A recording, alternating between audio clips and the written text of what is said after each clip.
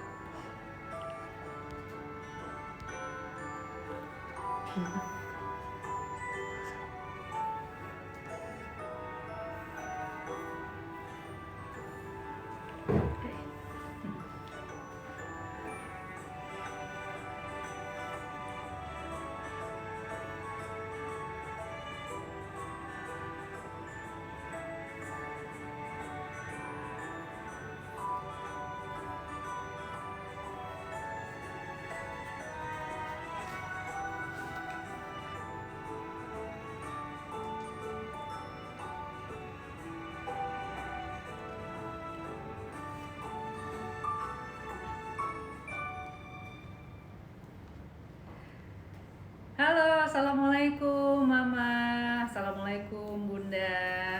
Lagi pada apa nih? Jam 2 siang, mungkin waktunya si kecil istirahat. Mama juga istirahat barangkali ya. Waktunya untuk bobo siang barangkali. Jangan dulu, nonton dulu Instagram live-nya ini ya bareng dengan saya, Desi Ilsanti. Saya psikolog klinis dewasa. Dan di siang hari ini saya mau mengajak nih Mama dan juga Bunda untuk kita ngobrol-ngobrol santai ya, membahas tentang kebahagiaan Mama dan juga Bunda. Bukan apa-apa, adalah juga untuk supaya kita bisa menjadi ibu yang baik buat anak-anak kita dan bisa membantu mereka untuk tumbuh kembang menjadi anak-anak yang juga bahagia, ya kan? Saya sendiri juga punya 2 orang putri, yang satu sudah besar, satu lagi usia 6 tahun. Nah, sekarang pun saya masih terus kok belajar ya. Kita di sini sama-sama belajar untuk bisa menjadi ibu yang terbaik buat anak-anak kita. Jangan membandingkan dengan ibu lain ya, mama ya, bunda ya. Jadilah diri sendiri, jadi ibu yang terbaik buat anak-anak kita sendiri, seperti itu. Pembelajarannya banyak banget. Nah, ini sebenarnya 1 jam aja sebenarnya nggak cukup sebenarnya ya. Tapi sedikit demi sedikit kita harus belajar terus. Apalagi nih yang baru mau menjadi ibu ya, yang sedang hamil ya, anak pertama atau bahkan anak kedua, anak ketiga, anak kelima, itu selalu merasa exciting ya, seneng gitu kan untuk mau menjadi ibu, menjadi seorang ibu. Tapi ternyata nih dulu nggak ada yang ngasih tahu menjadi ibu itu banyak banget tantangannya ya. Dan mengagetkan tantangannya. Tapi ketika si kecil sudah lahir, ya kita nggak bisa berhindar kan, nggak bisa menghindar. Tiba-tiba bilang, nggak mau jadi ibu ternyata susah ya, nggak begitu kan, tetap kita jalani. Nah, tantangan itu memang selalu ada dan harus dijalani dan akan menjadi menyenangkan loh, dan memang harus dibuat menyenangkan, jangan dibuat susah Mama. Makanya kita di sini banyak-banyak ngobrol bareng ya kan. Tantangan apa aja sih yang dihadapi? Bisa jadi nih yang kita hadapi berbeda dengan yang dihadapi oleh orang lain. Kita nggak menghadapi apa yang tantangan yang dihadapi oleh mama atau bunda lainnya, tapi bisa juga jadikan kita pembelajaran gitu kan. Apa aja tantangannya? Waduh, mulai dari mana ya mama ya, bunda ya? Mulai dari saya rasa ketika mengandung sih tantangannya sudah mulai dihadapi ya. Mengandung itu sendiri kan challenge-nya juga berbeda-beda ya. Secara fisik adanya perubahan, yang tadinya badannya dirasa ramping gitu, seneng ya mama, tiba-tiba doing. Tapi itu proses dan harus diterima dengan senang hati. Menjaga diri kita sendiri pun itu bagian dari cara kita nih untuk bisa membuat anak-anak kita bahagia. Nah, banyak sih yang merasa khawatir nih ya mama ya, aduh kalau saya memperhatikan diri saya sendiri berarti saya egois dong, anak-anak nggak diperhatiin dong gitu katanya. Tapi padahal sih coba deh gini nih ya, saya mau ngajak nih mama sama bunda ya untuk ingat-ingat lagi nih buat yang pernah naik pesawat. Pernah kan naik pesawat ya? Nah, pada saat naik pesawat kan suka dikasih itu tuh yang waktu kita untuk kan suka turun kalau berbahaya datang, kenapa-napa pesawatnya turun, bukan tabung oksigen, itunya oksigennya itu ya turun ya. Perintahnya apa coba? Pasang ke diri kita sendiri dulu, baru pasang ke orang yang ada di sebelah kita, termasuk anak. Gitu kan dibilangnya. Jadi kita harus menyelamatkan diri kita sendiri dulu, baru kita bisa membantu orang lain. Begitu. Itu adalah pengetahuan dasarnya. Sama dalam hal kita mengasuh anak-anak kita, kitanya dilihat dulu. Kita sebagai ibu bagaimana? Gitu. Kitanya harus memperhatikan diri kita sendiri dulu nih sebagai seorang individu. Udah bener belum? Ya kan? Kalau ingin membuat anak-anak bahagia, nah coba dilihat mama atau bunda sendiri sudah bahagia belum? Memang sih itu sulit ya kalau untuk menjadi patokan bahagia itu apa sih? Tapi kita kan nggak ngoyo, dan yang penting kita harus terus selalu mencoba. Jadi nih kalau ketika mama atau bunda merawat diri sendiri, itu sama sekali bukan hal yang egois. Nah, akan menjadi egois kalau apa yo? Kalau mama merawat dirinya seharian, terus anak-anaknya nggak makan, ya nggak mandi, ya itu baru egois. Tapi kan kalau misalnya kita merawat diri nih, misalnya mama perlu ke salon, ya anggap 1 jam, 2 jam, ya nggak apa-apa. Bisa jadi nih pada saat pergi, pada saat anak-anak lagi tidur, ya kan, lagi istirahat, atau lagi ada teman mainnya, mungkin sama ayahnya, atau sama mbaknya, sama kakek neneknya, dititipkan ke mereka yang memang kita percaya, dan mama, nah merawat diri deh tuh, nggak ada salahnya. Dan juga yang namanya merawat diri, mam, nggak harus juga kan sampai 3 jam, 5 jam, nggak perlu. Kadang ya yang namanya merawat diri itu cuma sekedar relax nonton TV ya, santai 10 menit cukup. Ada yang sudah merasa cukup relax gitu kan ya. Siapa tahu nih ada mama yang nonton acara masak di TV 15 menit aja terus mendapatkan ide baru nih untuk masak, itu udah merasa recharge ya kan, udah seneng. Itu sebenarnya juga sudah dibilang untuk merawat diri. Jadi nggak harus sesuatu yang lama, apalagi harus sesuatu yang jauh dan juga mahal, repot, nggak gitu. Ya, cukup bisa nih misalnya dengan berendam, buat mama atau bunda yang senang berendam nih, dengan wangi-wangian ya kan, aromaterapi, lalu ada musik yang bikin santai, 10 menit, 15 menit beres tuh. Dan juga apakah harus setiap hari? Tergantung, kalau memang bisa dilakukan sih nggak apa-apa, tapi tidak harus. Misalnya seminggu 2 kali, dirutinkan juga boleh seperti itu ya. Nah, di sini saya ngomong soal kebahagiaan mama. Emang apa hubungannya sih? Ya berhubungan tentunya. Gini, kita kan psikologi itu gini ya, jadi cara perilaku kita nih itu sangat menentukan bagaimana seorang ibu akan memperlakukan anak-anaknya, ya kan? Nah, bagaimana kita berperilaku itu tergantung dari bagaimana cara kita berpikir, gitu. Kalau cara berpikir kita baik, ya kan, lalu benar seperti ilmu yang sudah kita dapatkan, tentunya kita akan menerapkan pembelajaran tersebut dan kita aplikasikan ke perilaku kita tersebut, gitu ya. Jadi kita berperilaku hal-hal yang baik adanya yang bisa membantu tumbuh kembang anak secara optimal. Sehingga apa? Kita perlu untuk menjaga cara berpikir kita itu sehat dalam tanda kutip ya, gitu. Nah, supaya kita bisa berpikir dengan jernih, dengan sehat ya secara psikis, tentu kita harus selalu menjaga kebahagiaan kita, kesehatan mental kita, seperti itu, supaya kita bisa menampilkan perilaku-perilaku yang juga baik untuk anak-anak, untuk pasangan, untuk kita sendiri, dan juga untuk lingkungan, seperti itu. Jadi bukan berarti kita selalu mengutamakan kebahagiaan orang lain. Soalnya seringkali gitu tuh ya, yang namanya mama sama bunda itu kan Masya Allah ya, selalu ingin berkorban pasti buat anak-anaknya. Pokoknya anak-anaknya dulu deh gitu, kayak pokoknya pasangan dulu deh, keluarga dulu, saya mah belakangan gitu ya. Itu sih luar biasa sekali, memang bagus sekali ya. Tapi jangan lupa bahwa kita ini sendiri juga punya permasalahan pastikan dalam pikiran, apa yang kita rasakan. Juga kita tuh manusia gitu ya. Jangan kita merasa kayak superhero gitu ya, jadi superwoman. Enggak, kita kan hanya manusia biasa yang juga mungkin banget kita punya permasalahan, punya keluh kesah gitu, mungkin banget. Nah, itu jangan diabaikan juga, harus bisa diselesaikan. Bagaimana itu caranya? setiap mama atau bunda akan berbeda-beda caranya. Tapi itu tadi ya, jadi kita sebisa mungkin nih cara berpikir kita, ketenangan hati kita itu dijaga supaya kita bisa menerapkan pola parenting yang sebaik-baiknya untuk anak-anak seperti itu. Nah, kemudian memang kita melihat efek jangka pendek dan juga jangka panjang ya. Gimana sih jadinya kalau misalnya mama atau bunda mengabaikan gitu ya kesehatan mentalnya atau kebahagiaan dirinya sendiri gitu kan. Untuk jangka pendeknya nih, gini deh, kalau misalnya kita nih dalam kondisi emosi yang gak menyenangkan, biasanya gimana? Biasanya kan uring-uringan ya. Terus apa? Kalau ibu-ibu nih, sumbu pendek katanya, ya kan? Gampang marah, gampang tersinggung, baper, aduh. Itu dia kan, biasanya kita suka begitu ya ibu-ibu ya, katanya ya kan. Baper itu bahaya. Oke lah kalau baper sama teman, sesama orang dewasa masih bisa ya coba kita atasi. Tapi kalau misalnya bapernya ke anak, kasihan kan anaknya jadi korban ya kan. Anaknya cuma nanya, mama aku boleh makan es krim nggak? Terus kitanya kayaknya kesel gitu kan, kak mau makan es krim melulu. Kok iri mamanya.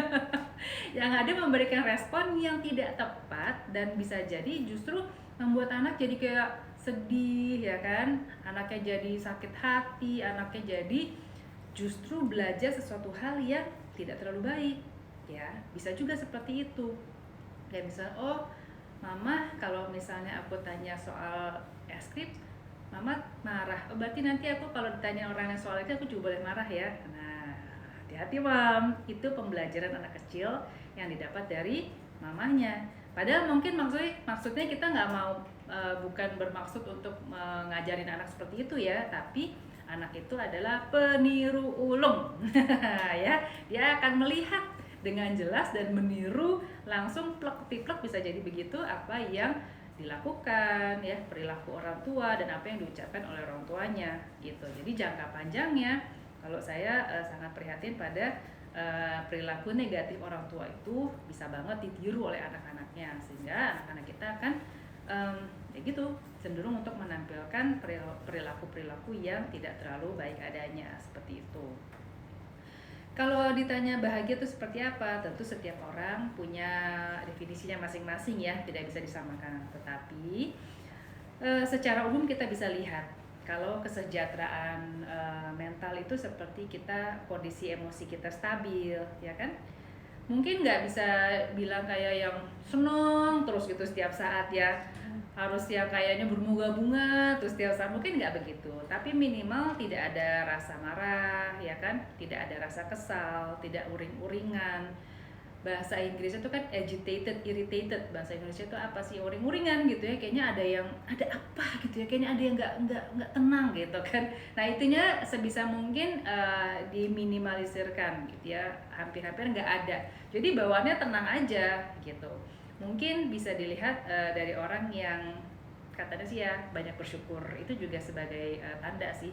Dia bisa banyak bersyukur, bisa banyak melihat hikmah yang ada di sekelilingnya tuh apa-apa aja, dan selalu optimis biasanya, dan melihat dunia sekelilingnya itu lebih positif ya. Karena kan ada ya orang yang cenderung untuk berpikir negatif ya, apa-apa tuh dibawa suzon aja, dibawa apa-apa dibawa negatif thinking aja. Nah itu biasanya hati pun terasa nggak tenang, nggak damai gitu. Nah ini ketika kita sudah mengarah ke yang lebih bahagia, itu yang sebaliknya gitu ya, kita melihat apa-apa tuh kayaknya kita bawa positif aja, kita rasanya oh ya sedikit-sedikit bisa untuk bilang oh ya alhamdulillah gitu ya, bersyukur gitu, seperti itu sih kurang lebih. Nah memang kita yang namanya dalam keluarga itu merawat anak-anak pasti ya, tapi jangan lupa itu ada pak suami di sebelah yang juga harus kita rawat ya kan. Yang namanya itu harus balance juga ya, mama ya, bunda ya, jangan lupa. Banyak juga sih saya temuan gini dengan Ali, iya nih saya ngurusin anak dulu, papa nanti makan sendiri aja. Wah kasihan gitu ya papanya. Karena bagaimanapun juga selama masih dalam bentuk keluarga yang utuh ya, ada papa, ada mama, ada ayah, dan ada bunda, itu harus melibatkan semuanya. Yang namanya orang tua itu memang idealnya dua, ayah dan ibu, papa dan mama, seperti itu ya. Jadi dalam mengasuh anak-anak ya, dalam pola asuh itu sebisa mungkin melibatkan ayah juga, jangan lupa papanya juga diajak. Nah, jangan juga papanya nanti jadi iri kan, ini mama ngurusin anak-anak dulu, aku kapan diurusin gitu ya. Jangan juga, semua harus dibikin bahagia. Gimana, berat ya jadi mama atau bunda, tapi serunya dan rewardnya itu tak tertandingi pasti ya kan. Jadi jangan lupa kebahagiaan anak-anak itu diperhatikan. Untuk suami juga harus diperhatikan. Dan dengan suami itu kenapa juga harus diperhatikan, karena suami kita, pasangan kita itu adalah partner ya, partner kita dalam mengasuh anak-anak, partner kita yang juga bertanggung jawab untuk bisa ikut membahagiakan anak-anak kita, seperti itu. Mungkin mama dan bunda juga sudah banyak nih yang ingin bertanya barangkali ya. Silakan banget, di sini saya akan coba untuk menjawab pertanyaan-pertanyaan dari mama. Wah, ini sudah ada nih, langsung ting ting, emailnya datang ceritanya nih ya, ting tung, jadi you've got mail. Siapa tuh yang tahu film gitu. Oke, ini ada pertanyaan dari mama @amatullah_faizatul ya.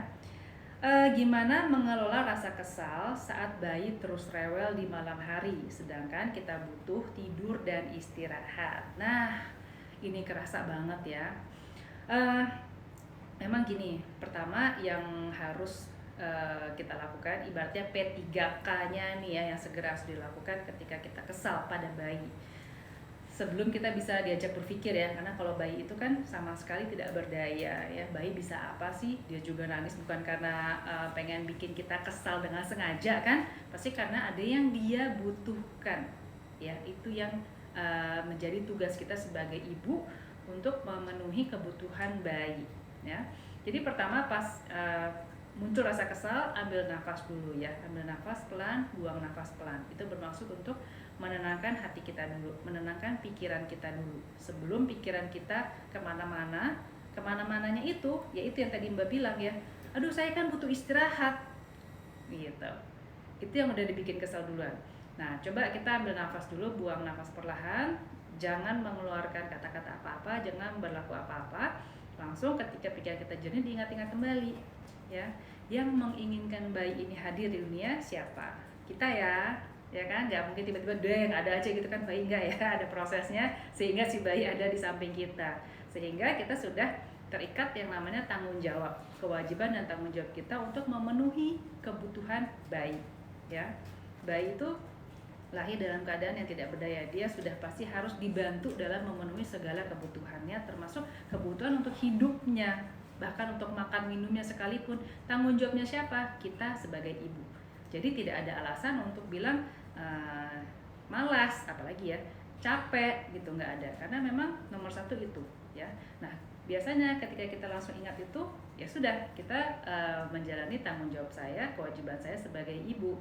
Perkara istirahat, coba deh diingat-ingat deh, kurang tidur sejam 2 jam di hari itu, atau enggak seminggu aja, apakah akan membuat kehidupan kita benar-benar berantakan? Bukankah nanti bisa diganti jam tidurnya gitu ya. Coba dipikirkan seperti itu aja. Oke, mungkin saya malam kurang tidur nih, saya betul butuh istirahat, apalagi pengaruh mungkin ke ASI gitu ya, betul, tapi nggak apa-apa deh, nanti saya ganti tidurnya di siang hari. Mintalah bantuan, jangan pernah sungkan untuk minta bantuan kepada orang lain. Boleh banget loh sebagai ibu itu minta bantuan ke pasangan, ke orang tua, ke mertua, ke suster kalau memang ada gitu ya. Untuk apa? Ya untuk diri kita juga, untuk anak juga. Jadi misalnya nih anak udah makan, udah minum susu, udah mandi, udah bersih, udah semuanya, udah tinggal diajak main misalnya. Mainlah sama kakek nenek ya atau mbak. Nah, mama bisa istirahat gitu ya. Jadi jangan sungkan untuk minta bantuan ke orang lain gitu. Oke, saya lanjutkan pertanyaan dari Bunda @dianov88. Selamat siang Mbak Desi, bagaimana cara meredam emosi saat bersama anak-anak? Terkadang setelah memarahi anak, sesudahnya baru muncul penyesalan biasanya ini ya. Kalau seperti ini kata-katanya gantung, tapi biasanya muncul penyesalan. Nah, memang balik lagi nih emosi. Ini pertanyaan yang Selalu sih, hampir selalu saya dapatkan kalau lagi ngobrol nih dengan topik yang seperti ini, gimana caranya meredam emosi. Nah, memang ini kontrol emosi ini adalah sesuatu hal yang harus banget kita kuasai. Baik sebagai seorang orang tua, sebagai ibu ataupun bukan. Ya, saya selalu kalau ngomong nih sama teman-teman untuk mengingatkan teman-teman kontrol diri, kontrol emosi dalam keadaan apapun. Nah, makanya nih kalau buat mungkin ada yang nonton ya yang belum menjadi ibu barangkali ya dari sekarang latihan tuh yang namanya kontrol emosi, karena nanti ketika sudah menjadi ibu ya, ibu anak 1, anak 2, anak 3 itu perlu banget yang namanya bisa untuk mengontrol emosi. Langkah pertama P3K-nya tadi ya yang saya juga sudah bilang, ambil nafas, buang nafas, itu untuk meredakan aliran darah kita dan jantung kita. Kan ketika lagi kesel gitu ya, detak jantung kita cenderung cepet ya kan, deg deg deg deg gitu ya. Nah itu kan juga membuat aliran darah itu jadi kencang, makanya jadi panas ya kan, badan panas, kepala panas gitu. Nah yang saya pelajari adalah kita dengan sengaja mengatur pola pernafasan kita, ambil nafas perlahan lalu buang perlahan, itu diulang beberapa kali ya. Gunanya apa? Untuk meredakan detak jantung kita, memperlambat detak jantung kita. Dengan detak jantung kita menjadi lebih lambat, lalu aliran darah juga lebih tenang gitu ya, sehingga cooling down nih badan kita jadinya ya, nggak jadi panas lagi, cenderung lebih dingin. Nah kalau bisa membantu juga adalah misalnya gini, kalau tadinya berdiri, mau duduk ya, duduk itu membuat kita lebih tenang ya. Kalau misalnya ada air minum ya, air minum. Kalau ada air juga mau cuci muka juga boleh. Intinya adalah menenangkan, mendinginkan tubuh kita secara fisik gitu. Itu membantu ya. Lalu kalau misalnya mau muslim gitu ya, bisa juga dengan berzikir atau mengingat ucapan-ucapan yang positif, itu juga bisa ya. Dimulai dari sana. Lalu anaknya tetap rewel, nggak apa-apa, itu di pause dulu sebentar, itu dulu. Yang penting kita mengatur atau mengontrol emosi diri kita sendiri dulu gitu. Nah setelah kitanya terkontrol, baru nih kita bisa berpikir dengan jernih, bahwa bisa bilang ya kan, bahwa anak ini namanya juga anak-anak ya kan, nggak boleh saya marahin gitu. Nanti kalau saya marah saya juga nyesel. Jadi sebelum melakukan hal yang nantinya kita sesali kemudian, lebih baik sudah kita tahan dari awal. Seperti itu ya Mam ya. Oke, lanjut dari Mama @darmaini harahap. Assalamualaikum Mbak Desi. Waalaikumsalam warahmatullahi wabarakatuh. Sikap apa yang istri lakukan ketika suami masih suka menonton video yang tidak senonoh? Karena kejadian itu bikin saya sedih dan kepikiran, jadi takut berefek ke janinnya. Oh, ini Mama lagi mengandung ya. Oke. Betul bahwa apa yang Mama pikirkan dan Mama rasakan itu akan nyambung ke dede bayi ya di dalam perutnya, karena kan semuanya nyambung ya, semuanya ada di dalam tubuhnya Mama. Jadi Mama harus memperhatikan ya apa yang menjadi pikiran dan yang dirasakan Mama. Nah ketika ada masalah dengan suami seperti hal ini ataupun hal lain, memang harus dibicarakan ya, harus disampaikan, harus diobrolkan dengan kepala dingin ya. Artinya bukan berantem gitu loh. Berantem pun yang namanya berargumentasi, konflik dengan pasangan tuh boleh loh, boleh, tapi ada caranya yang sehat ya. Apa yang Mama rasakan itu disampaikan ya. Kan tadi di sini Mama bilang membuat saya sedih. Nah, itu disampaikan. Pak, kalau Papa melakukan 1 2 3 4 itu membuat saya sedih. Gimana ya caranya supaya intinya adalah kan supaya rasa sedih itu tidak muncul pada Mama ya. Bikin opsi-opsi ya. Jadi kayak berkompromi dengan suami gitu, bersama-sama membicarakan solusi apa yang bisa diambil untuk mengatasi rasa sedihnya Mama, seperti itu ya. Langkah pertama itu dulu ya, ngobrol dulu dengan suami. Kalau misalnya dirasakan sudah sulit banget, baru coba libatkan orang-orang terdekat yang bisa dipercaya, seperti itu. Oke, berikutnya dari Bunda Chelsea Yaluga. Bagaimana jika seatap sama mertua yang dimana pola parenting berbeda? Tips sebaiknya gimana ya supaya kita dan mertua tetap baik? Nah, ini juga pertanyaan yang sering nih didapat ya. Pertama yang mau saya ingatkan adalah mertua kita itu bukan saingan ya, apalagi musuh, bukan. Jelas mertua kita berada di sisi yang sama dengan kita. Mereka itu satu kubu sama kita, sama-sama apa? Sama-sama menginginkan yang terbaik buat si anak ya kan? Kita ingin yang terbaik buat anak kita, mertua kita ingin yang terbaik buat cucunya gitu. Jadi ketika mereka memberikan pola asuh atau masukan, pasti yang langsung kita pikirkan adalah pasti untuk yang terbaik nih untuk si bayi. Nah, tapi memang yang namanya pengetahuan ya kan, itu seiring dengan berkembangnya zaman menjadi ada pengetahuan-pengetahuan baru gitu ya, yang dulunya mungkin dirasakan baik, tapi setelah ada penelitian terbaru nih, yang dulu itu jadi nggak berlaku, ada lagi nih cara lebih baik gitu kan ya, seringnya tuh konfliknya di situ. Nah, gimana caranya? Disampaikan saja ya. Juga yang perlu diperhatikan adalah ingat-ingat deh, si mertua itu kan dulu juga mengasuh anak-anaknya dengan caranya dia ya, yang dia sampaikan. Berarti suaminya Mbak ya. Nah, coba dilihat suaminya Mbak gimana, sehat? Buktinya Mbak pilih jadi suami. Ayo, berarti kan pola asuhnya orang tua mertuanya Mbak baik-baik aja toh. Gitu. Jadi bukan berarti juga kalau misalnya pola asuh yang dulu tuh salah, wah nanti jadi anak saya nanti jadi nggak becus. Ya enggak lah, wong sudah ada bukti nyata suaminya Mbak pola asuh dari mertuanya itu ternyata oke-oke aja ya kan. Nah, cuman mungkin kalau ada yang lebih baik lagi dengan pandangan yang mungkin berbeda ya, seiring dengan pengetahuan itu disampaikan ya, disampaikan saja, dan nggak harus juga gitu. Sekarang kalau kita pikirkan aja, pengetahuan yang dulu aja berubah gitu ya sekarang ini, berarti bisa jadi apa, pengetahuan yang sekarang itu juga nanti berubah kan, ya nggak apa-apa juga gitu. Jadi kalau memang dirasakan tidak fatal ya, tidak fatal dan rasanya bukan masalah. Nah, hati-hati ini biasanya karena terkait apa, ego ya, kita merasa ego, merasa saya yang paling benar. Nah, itu biasanya yang membuat terjadinya konflik. Tapi kalau itu ditiadakan, ya dilihat saja, kalau memang baik adanya dan ternyata nggak apa-apa, ya nggak apa-apa, dijalani aja gitu, seperti itu ya.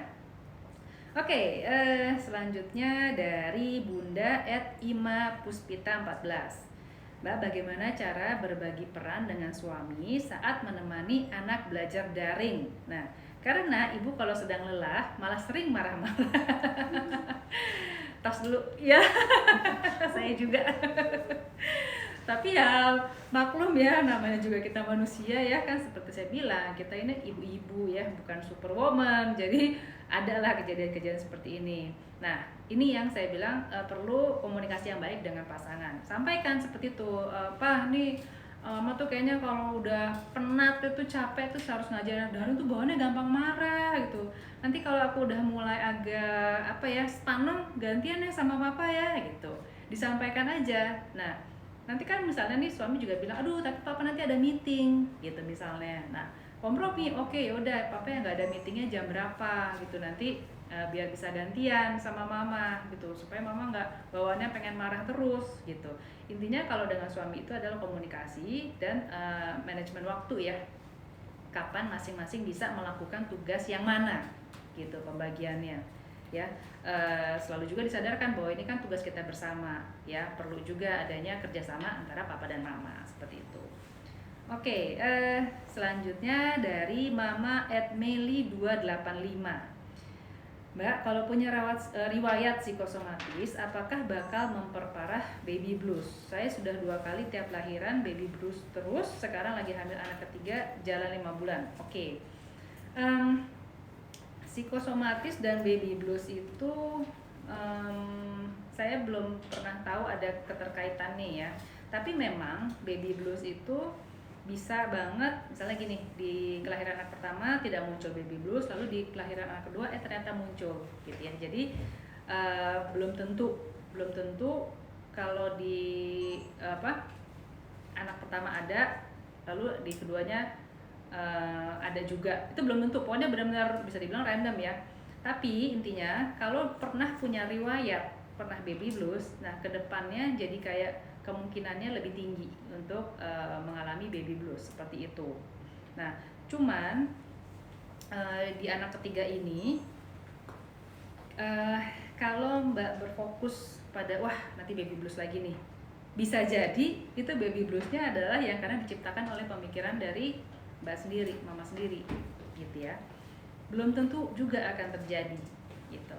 Baby blues karena juga terkait dengan hormon, gitu, iya bisa ya.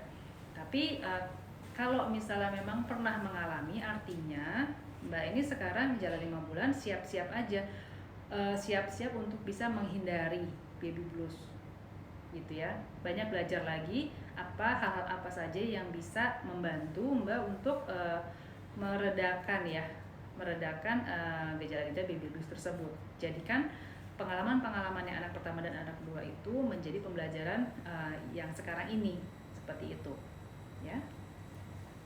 Oke, pertanyaan selanjutnya dari Mama @Niki1. Ini Niki atau Niki Nike ini kayaknya. Karena saya pakai sepatu Nike jadi kebaca Niki Nike. Ya, Mbak Niki1 ya. Kalau ibunya pemarah, apakah nantinya nanti bayinya ada cikal bakal pemarah? Nah, ini yang tadi saya bilang. Anak itu adalah peniru ulung, ya. Jadi cikal bakalnya kalau secara genetis saya sih bilangnya walau alam ya, maksudnya secara genetis kita nggak bisa bilang juga ya dia seperti apa. Tapi yang jelas kalau misalnya ibunya selalu menunjukkan perilaku marah, menunjukkan ke depan anaknya marah-marah, anaknya itu lama-lama akan belajar bahwa menjadi manusia itu boleh toh marah-marah. Lah buktinya mama saja marah-marah, berarti saya juga boleh marah-marah gitu. Dia akan belajar seperti itu. Jadi bukan karena bawaan orok gitu, enggak ya, tapi dari pembelajaran apa yang dilihat oleh si anak. Makanya tadi saya bilang kenapa sebagai ibu atau mama atau bunda itu harus selalu menunjukkan perilaku yang baik supaya yang ditiru oleh anak-anak adalah juga perilaku yang baik, seperti itu. Saya lanjut ya, pertanyaan dari Mama @Dwinintariadi. Gimana biar nggak selalu sedih waktu hamil? Kok saya mood swing terus bawaannya? Wah, nah ini memang agak membingungkan ya, karena orang pasti melihatnya loh kan kalau lagi hamil bukannya seneng ya, gitu kan? Katanya menantikan kelahiran si bayi kan harusnya seneng gitu kata orang. Tapi ternyata memang kalau lagi hamil itu kan gejolak hormon ya katanya ya. Kalau secara fisiknya, fisiologisnya adanya hormon yang ya berubah gitu ya, yang membuat mood swing bisa banget. Nah, tapi gini, bukan berarti kita menyerah dengan apa yang dirasakan. Nah, ini gunanya kita punya akal pikiran ya. Kayak sini kan juga Mama bisa menyadari ya, kok saya mood swing terus ya. Bisa menyadari bahwa kok saya merasanya sedih terus ya, kok saya nggak enak ya. Artinya bisa melihat bahwa ada perasaan yang tidak semestinya ada seperti ini. Pun ada, itu tidak semestinya dipertahankan.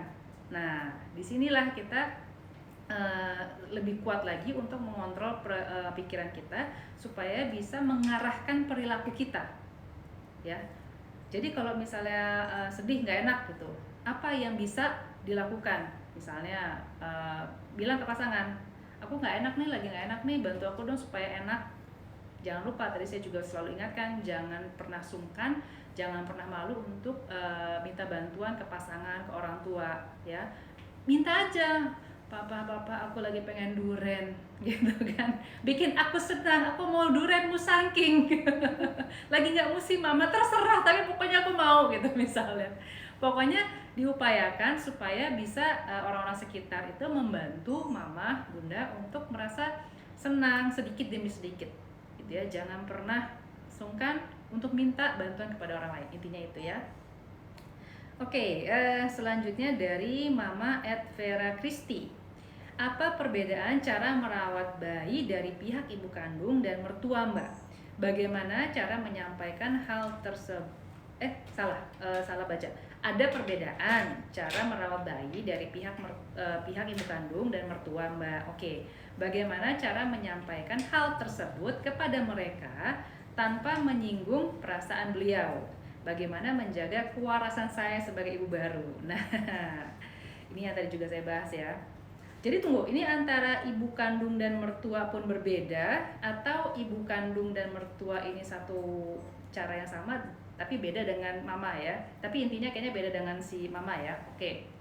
Tadi saya bilang memang kan zaman dulu ya, berarti mungkin udah 20-30 tahun yang lalu itu caranya berbeda, tapi bukan berarti buruk loh ya. Berbeda itu tidak selalu buruk. Memang mungkin kita melihat yang sekarang ini up to date ya, cara yang terbaru, tergres gitu ya, seolah-olah bisa menciptakan manusia yang mutakhir gitu. Padahal mah ya sama aja gitu kan, nanti juga akan begini juga. Jadi di sini saya mau mengingatkan lagi bahwa yang zaman dulu itu juga menghasilkan kita yang sekarang loh. Kita yang sekarang gimana? Baik-baik aja bukan? Jadi nggak buruk ya, berbeda iya. Ya kalau kan ngomong aja mama dan mertuanya gitu. Dan juga ingat bahwa kita yang di zaman sekarang itu nggak selalu juga benar loh ya, nggak selalu juga benar adanya. Banyak juga ilmu-ilmu yang kita ketahui ya, dikiranya bagus terus ternyata penelitian baru menemukan bahwa nggak begitu deng gitu loh. Ya nggak, bisa banget kan apa yang kita baca sekarang nanti di 2 tahun 3 tahun ke depan ternyata nggak begitu deng gitu loh. Jadi intinya mertua dan juga ibu kandung kita, pokoknya ibu-ibu kita itu di generasi yang berbeda, mereka juga sama, punya tujuan yang sama, yaitu ingin yang terbaik buat anak-anak ya, bukan mereka ingin mencelakai ya. Kita juga harus berpikir seperti itu supaya melihat bahwa apa yang mereka upayakan itu pasti ada baiknya, pasti ada maksud dan tujuan yang juga sama seperti saya, untuk tumbuh kembang anak kita sebaik-baiknya gitu ya. Jadi jangan dianggap sebagai musuh, jangan dianggap sebagai mereka tuh salah saya dan benar, nggak seperti itu. Kita harus bisa lebih terbuka. Kalaupun ada hal-hal yang memang sudah dikoreksi gitu ya secara ilmu, secara penelitian, seperti saya bilang, disampaikan, ditunjukkan saja bacaannya seperti apa supaya mereka pun menjadi lebih paham gitu ya. Oke, pertanyaan dari Bunda Banim Syahres. Bagaimana cara menghadapi anak yang temper tantrum? Kalau dibilangin susah tidur, dinasehatin malah marah-marah, kan kesel Kak kalau kesehariannya hanya dihabiskan hanya untuk main gadget. Mohon solusinya. Oke, kalau memang benar anak menunjukkan gejala yang seperti temper tantrum, lalu susah dibilangin gitu ya, susah diajarkan, susah dinasihati, dan bawaannya marah-marah, saya menyarankan untuk diobservasi lebih lanjut lagi. Saya nggak bilang anaknya Bunda ada kenapa-napa, bukan, tapi supaya Bunda lebih bisa memahami ada apa sih yang terjadi sebenarnya di diri anaknya Bunda gitu. Gunanya adalah supaya kita sebagai ibu bisa lebih tahu trik kiat untuk menghandle anak kita gitu ya. Jadi maksud saya juga jangan jangan merasa aduh anak saya kenapa-napa dong ya harus dibawa ke psikolog gitu. Bukan karena kenapa-napa, justru supaya jangan sampai nantinya kenapa-napa, itu kita cari tahu lebih banyak. Kenapa ya anak saya kok mudah marah sih? Kenapa ya anak saya tuh kok dikasih tahu gini dia bawaannya kesel gitu. Bisa jadi ada hal-hal yang kita sebagai ibu pun belum paham tentang karakter si anak. Bisa jadi ada ahlinya yang bisa membantu kita untuk melihat seperti apa sebenarnya karakter anak kita gitu. Barangkali ada hal-hal yang si anak ingin sampaikan gitu ya secara emosinya, tapi karena masih anak-anak dia masih sulit untuk berkomunikasi. Bisa jadi kita butuh bantuan orang yang lebih berpengalaman untuk membantu ibu mengenali karakter anak-anak kita gitu ya. Oke, selanjutnya pertanyaan dari Mama @renditafuzi ya, bisa mempengaruhi mama yang saya pun mengalami ya pada waktu ingin punya anak kedua tapi tak kunjung hamil. Dokter selalu bilang ibu jangan stres. Terus saya bingung gimana dok caranya jangan stres gitu ya. Tapi ya dokter aja selalu menyarankan seperti itu. Jangan stres gitu. Karena memang sulit dalam arti kata gini, kita nggak bisa bilang saya nggak mau stres lalu nggak jadi stres. Justru kita semakin stres ketika berusaha untuk bilang ke diri sendiri jangan stres. Memang tidak mudah, tapi selalu bisa dilatih dan diupayakan. Nah, kalau memang pertanyaan seperti ini, apa stres mempengaruhi? Iya, gitu ya. Kita dalam hidup itu pasti menemui yang namanya stres. Stres itu ada di mana-mana. Tapi memang kalau stresnya semakin meningkat dan dirasakan semakin menekan, itu yang membuat tidak baik ya, lama-lama pun menjadi tidak sehat. Itu harus diatasi. Stres yang baik adalah stres yang membuat kita semakin produktif. Misalnya nih, wah nanti kalau mau punya bayi berarti saya harus menjadi ibu yang baik dong. Itu kan memunculkan stres ya. Nah, terus tapi membuat si calon ibu, oh saya harus belajar banyak ya tentang parenting. Akhirnya apa? Dia jadi banyak belajar, banyak ikut seminar, banyak baca buku. Nah, itu adalah stres yang meningkatkan produktif gitu. Dia semakin menambah ilmunya. Itu baik adanya, kayak gitu ya. Nah, jadi sebisa mungkin diredakan stresnya ya. Lanjut dari Mama Edina Deriani. Mbak, gimana cara hilangin trauma? Saya waktu kecil kurang menyenangkan hidupnya. Bisa terulang nggak ke baby saya nanti? Oke, untuk trauma ini memang harus melalui proses yang seringkali tidak sebentar ya. Tergantung dari traumanya seperti apa dan sedalam apa pengaruhnya ke mama ya. Saya sangat menyarankan mama untuk ngobrol ya dengan psikolog ya, melakukan konseling untuk menyelesaikan traumanya ini gitu. Karena kalau ditanya di sini saya nggak bisa jawab sebentar. Saya hanya bisa bilang sangat disarankan untuk mama menyelesaikan permasalahan traumanya mama dulu ya. Pengalaman waktu kecil itu sangat menentukan seperti apa pribadi kita sekarang ya. Jadi kalau ingin mama ingin merubah atau membuat diri menjadi lebih baik ya, itu harus melakukan sesuatu, harus ya itu ya seperti orang berdamai dengan masa lalunya. Gimana caranya? Tentu melalui konseling itu harus dilakukan. Apakah nanti bisa terulang nggak ke baby? Bukan secara langsung ya, karena kan setiap manusia itu pasti akan mengalami pengalaman hidup yang berbeda-beda. Tetapi kalau mama membawa pengalaman masa kecil mama lalu diaplikasikan ke kehidupan mama sekarang, ibaratnya mama kayak mereplika kehidupan masa lalu mama ke bayi gitu ya. Jadi seolah-olah kayak seperti dengan ya dibilang sengaja, tapi ya dengan tidak sengaja ya, dengan tanpa sadar itu mereka ulang pengalaman yang mama alami di masa lalu dan dialami ke anak. Khawatirnya seperti itu. Makanya saya bilang tuntaskan dulu permasalahan yang pernah mama alami dan trauma itu. Terima keadaan diri sekarang sebelum nanti benar-benar harus mengasuh anak-anak seperti itu ya. Oke, lanjut pertanyaan dari Bunda @jendeladunia_karin. Mom, kenapa ya kadang ada rasa bahwa saya sebagai ibu dan istri kurang optimal dan kadang membuat saya stres. Mengapa hal itu selalu muncul dikala ada satu hal yang belum tercapai? Nah, ini bagian dari yang tadi kita bahas dari awal ya, bahwa kesejahteraan emosi, kesejahteraan mental, kebahagiaan ibu ya atau mama bunda itu merupakan hal yang juga dipentingkan ya. Karena ini tadi ketika merasa ada yang kurang sebagai ibu, lalu merasa hal itu malah menimbulkan stres. Ini kan berdampak ya akhirnya pada perilaku kita sebagai ibu kepada anak-anak, kepada pasangan gitu. Ini sama seperti yang tadi mengalami trauma ya. Coba dituntaskan dulu kenapa sih sampai ada perasaan-perasaan itu muncul gitu. Biasanya memang terkait dengan self esteem ya, rasa percaya diri gitu. Terkait juga itu rasa percaya diri kita pada waktu dulu nih sebelum menjadi istri, sebelum menjadi ibu.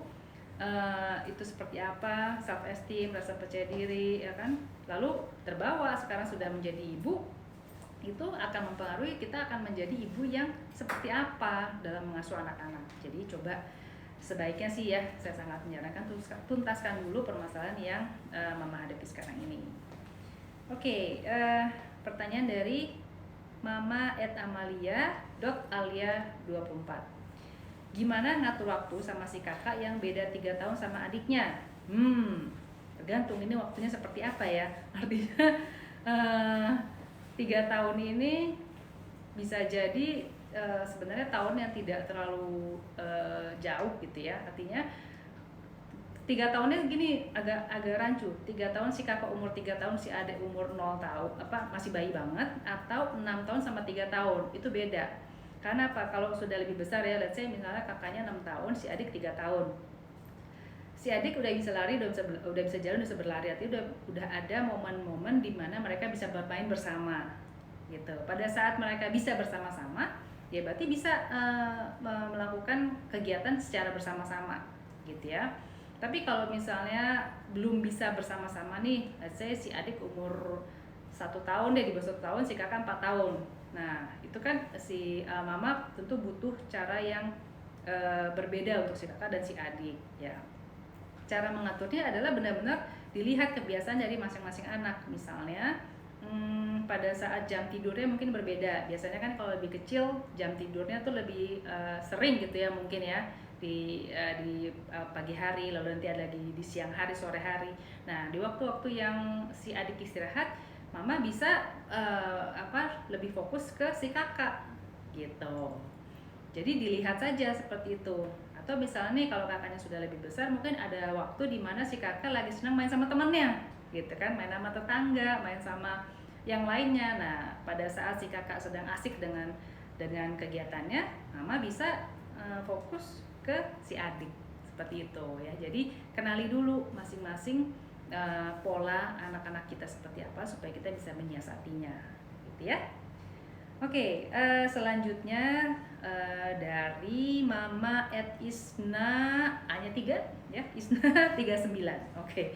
Cara aman menghadapi anak tantrum biar mamanya nggak ikut tantrum. Nah, ini memang ya paling-paling. Kalau saya memang menyarankan mama untuk bisa langsung mempraktekkan yang namanya kontrol emosi ya. Caranya yang mudah ya, cara mudahnya itu tadi ya, mengatur pernapasan. Tapi memang tidak selalu berhasil gitu ya. Artinya bisa aja ibu kayak ambil nafas, buang nafas, tapi kok nggak tenang-tenang nih gitu ya. Ya sulit, itu harus terus dilatih. Tapi itu adalah cara yang bisa segera dilakukan. Kita menenangkan diri ya. Nah memang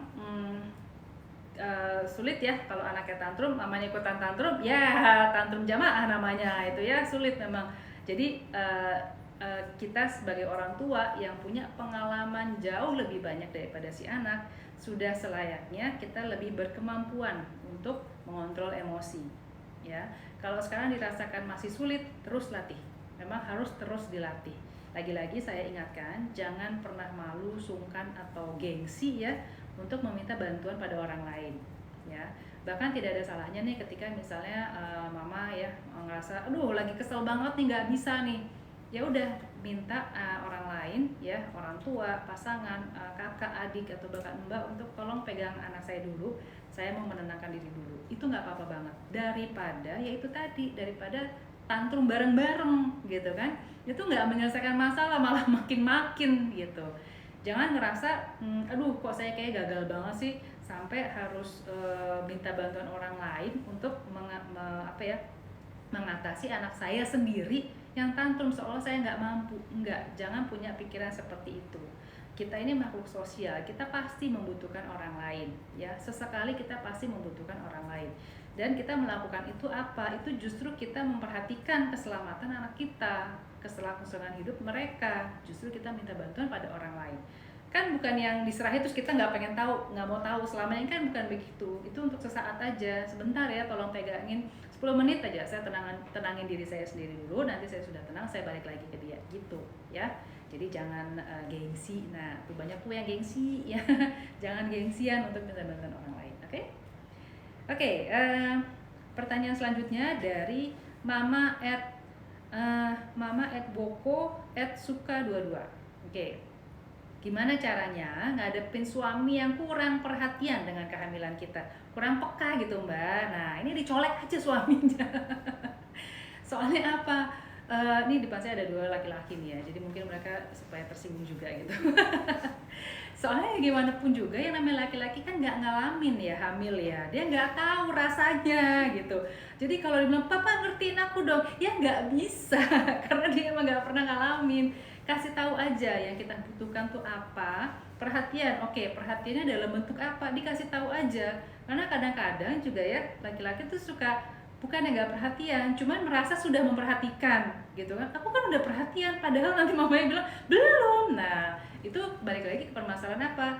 Komunikasi ya, komunikasinya aja yang tidak terjalin dengan cukup baik. Disampaikan apa yang mama butuhkan, disampaikan sebaik-baiknya. Tadi saya bilang pokoknya mama mau disiapin sate padang pokoknya gitu misalnya, harus disampaikan dengan jelas, jangan kode-kodean. Aduh, nggak masanya, nggak zamannya kode-kodean, nanti salah nyampe kodenya, lalu mama marah lagi, ribut lagi, ngerasa nggak perhatian lagi. Jadi komunikasi mah yang jelas aja, apa yang kita butuhkan, apa yang kita inginkan disampaikan sebaik-baiknya. Perilaku apa yang diharapkan dari mama kepada suami itu juga disampaikan. Papa pijitin dong, gitu kan, aku lagi hamil, gitu, pegel loh ini rasanya. Kasih tahu hamil tuh rasanya begini loh, berat loh, capek loh, gitu. Jadi sering-sering aja sharing sama suami, gitu ya. Oke, selanjutnya dari Mama @perdaningrum. Apa urus anak perempuan itu lebih gak emosian daripada anak cowok, Mbak? Enggak. Cuman mungkin gini ya katanya, karena kalau sama perempuan katanya lebih apa ya, kalau perempuan lebih tenang, tapi enggak kok sebenarnya, enggak ada hubungannya Mbak. Ngurus anak perempuan lebih gini aja, karena dia perempuan dan kita perempuan, kita merasa kayak lebih tahu, ya kan? Karena relate ya, secara fisik kita sama, lalu mungkin gerak-gerik perempuan ada hal-hal yang bisa kita pahami lebih mudah ketimbang ke anak laki-laki, kan sesuatu yang berbeda ya. Mungkin itu aja sih, tapi sebenarnya tidak berkaitan ya. Oke, selanjutnya dari Mama @duyayu_96. Tips dan trik mendidik anak laki-laki supaya bisa menumbuhkan rasa sayang dan peduli kepada keluarga. Oke, ini sebenarnya untuk anak laki-laki atau anak perempuan sama aja ya, karena kan nggak cuma anak laki doang toh yang perlu ditumbuhkan rasa sayang dan peduli. Atau mungkin nih saya rasa ya, mama menganggap bahwa kalau anak perempuan tuh otomatis otomatis sudah ada rasa sayang dan peduli pada keluarga. Nggak juga, semua itu tumbuh dari yang namanya pembelajaran. Bagaimana keluarga itu mengajarkan anak-anaknya untuk punya rasa sayang dan peduli pada keluarga. Sebagai orang tua, tunjukkanlah rasa sayang dan juga peduli kepada keluarga itu seperti apa. Gitu, itu perlu ditunjukkan sehingga anak-anak akan belajar, oh, yang namanya kita manusia nih, hidup nih di dunia tuh harusnya seperti orang tua saya ya, menunjukkan rasa sayang dan peduli kepada keluarga dan orang-orang lain gitu. Jadi memang sebagai orang tua tuh dibilang mudahnya tuh gini, kalau ngajarin anak-anak tuh nggak yang harus susah ngasih tahu lah, ngasih buku lah, apa segala macam. Tunjukkan aja dengan perilaku kita sendiri seperti apa, gitu ya. Jadi bisa dibilang ya mudah, tinggal menunjukkan bagaimana perilaku kita seperti itu. Pertanyaan dari Mama @diarini09. Bagaimana cara menghalau komen negatif netizen? Halo netizen dan orang terdekat terhadap cara kita mengurus newborn, ya. Ini memang nih, aduh, komen netizen tuh ya setajam silet gitu jempolnya gitu kan, dan orang-orang terdekat kita. Mom shaming ya ini ceritanya ya. Nah, memang kita harus sebagai diri kita sendiri itu kuatkan diri kita. Ibaratnya nih ya, kalau kita pohon ya, kalau pohonnya yang batangnya tuh kan ringkih gitu ya, kalau begitu ada angin badai kan wah langsung goyang-goyang tuh ya. Tapi kalau misalnya pohonnya kokoh ya, pendiriannya kuat gitu, sebagai pribadinya kuat, itu mau ada angin badai, bahkan mau ada banjir bandang juga dia akan tegap berdiri seperti adanya. Nah, kita pun seperti itu, kita harus mantap dulu dengan diri kita bahwa saya bisa menjadi ibu yang baik.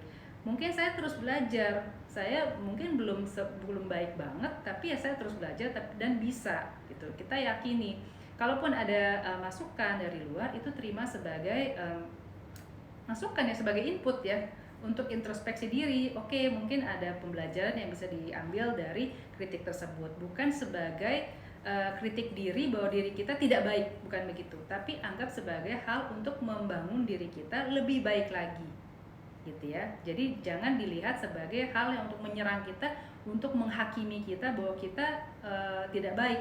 Belum baik iya, kita jangan jumawa juga kan, kayak saya sudah menjadi ibu yang terbaik, ya nggak juga. Bahkan saya pun sekarang nggak bisa bilang bahwa saya seorang ibu yang terbaik, apalagi saya psikolog, ya nggak juga gitu. Saya belajar terus, sehingga kalau ada masukan dari orang-orang sekitar kita, termasuk netizen, itu saya berusaha untuk melihat sebagai sebuah pembelajaran, gitu ya. Oke, selanjutnya dari Mama Maya Kayun. Bagaimana mengenali ciri-ciri bahwa ini loh saatnya para mommy untuk me time, bahagia diri sendiri? Nggak ada ciri-cirinya. Dalam arti kata gini, saya sangat menyarankan me time itu dilakukan secara rutin, ya. Jadi jangan nunggu sampai udah penat, aduh udah rambut udah rotok, ini saya harus me time, bukan jangan begitu. Jangan nunggu sampai rasanya udah mau pingsan baru harus me time, no. Tapi dirutinkan. Misalnya nih bisa seminggu sekali ya.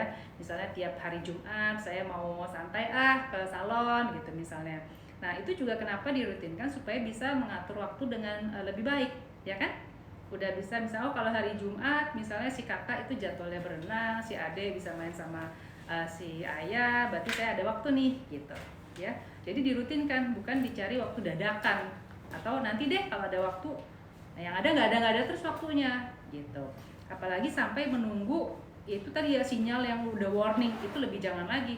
Karena kalau udah sampai sinyal warning terus nanti mau cari waktu nggak taunya waktunya nggak dapet makin nanti stresnya semakin meningkat gitu ya. Jadi sebisa mungkin dijadwalkan saja secara rutin. Berikutnya pertanyaan dari Mama Edwida Oktobriani. Kasus ibu postpartum yang seperti apa dikatakan bahwa ibu butuh psikiater psikolog? Hal seperti apa yang bisa suami lakukan sebagai support system terbesar agar bisa ikut menjaga kewarasan ibu baru? Oke, kalau untuk postpartum itu intinya adalah ketika fungsi si ibu dalam menjalani perannya sebagai ibu tuh terganggu. Misalnya dia jadi nggak mau gendong bayi, nggak mau menyusui, atau saking karena dia merasa lelah terus atau merasa sedih terus, bawaannya pengen tidur terus, ketika harus menyusui dia nggak punya kemampuan. Nah, itu sudah tanda-tanda yang harus segera diatasi, karena fungsinya dia sebagai ibu itu tidak berjalan dengan sebagaimana mestinya. Ya, itu tanda-tanda yang udah pokoknya harus segera ditindaklanjuti seperti itu. Nah, yang bisa suami lakukan adalah benar-benar keterlibatan secara langsung dalam mengurus bayi. Misalnya suami juga belajar cara memandikan ya, atau kalau menyusui mungkin bisa, kalau yang bisa dengan menggunakan botol juga bisa, lalu meniduri bayi gitu kan. Kalau bayinya sudah mulai makan, menyuapi. Jadi benar-benar dalam merawat atau mengasuh bayi itu keterlibatan penuh dan langsung juga dilakukan oleh suami. Dan juga antara mama dan papa banyak ngobrol ya, disampaikan apa yang mama rasakan gitu kan, capeknya karena apa, keselnya karena apa, sedihnya karena apa, itu diobrolin supaya papa juga benar-benar bisa memahami apa sih yang dirasakan sebenarnya oleh mama ketika baru jadi ibu gitu ya. Selanjutnya, pertanyaan dari mama@ulfa.st. Bagaimana cara mengolah pikiran dan hati yang paling efektif dalam menghadapi kelahiran supaya tetap bahagia meskipun banyak kekhawatiran menghadapi kelahiran? Oke. Kadang-kadang gini, saya juga merasa ya, upaya kita untuk bisa bahagia itu malah justru menjadi backfire ya, justru menjadi balik ke kita, malah meningkatkan stres, ya enggak? Karena aduh saya harus bahagia, gimana caranya nggak tahu tapi harus bahagia.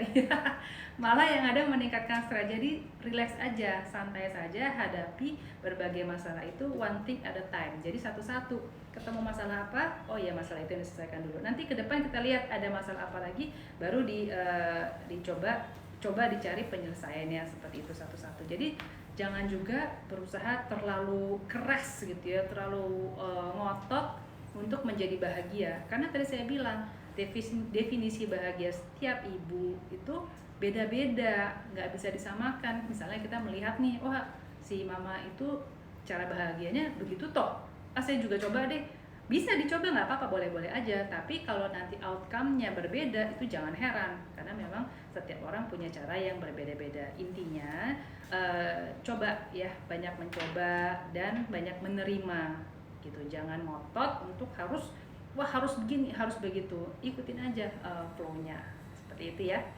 Yang namanya mama itu apalagi baru kan, eh, sulit untuk menemukan ini tuh wajar, makanya kita saling belajar gitu ya Mam ya.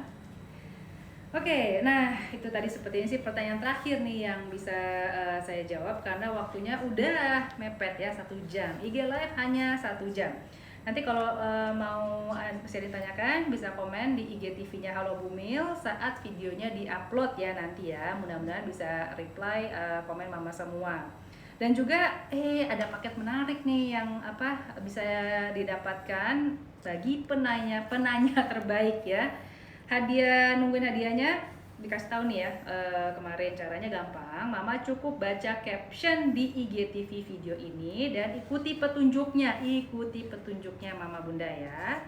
Nah, jangan lupa juga untuk beri komen-komen positif ya. Dan kita sebagai mama harus saling belajar ya. Tidak ada yang sempurna, kesempurnaan hanya milik Tuhan. Jangan merasa berkecil hati, kita selalu belajar bersama demi menjadi ibu yang bahagia dan juga mendapat menumbuh kembangkan anak-anak yang juga bahagia. Terima kasih Mom ya untuk hari ini. Kita akan ketemu lagi di lain kesempatan. Assalamualaikum.